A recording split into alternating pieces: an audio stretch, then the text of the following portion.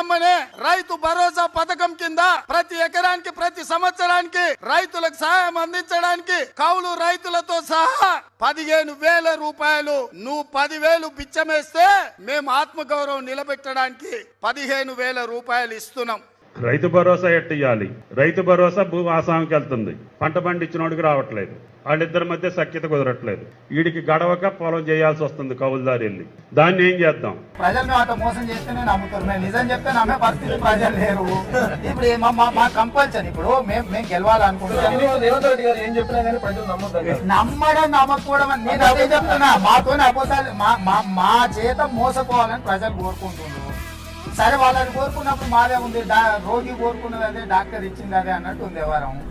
నమ్మించి ముంచినారే దొంగ దెబ్బ తీసినారే, నమ్మించి ముంచినారే దొంగ దెబ్బ తీసినారే, రెప్పపాటులో నగన్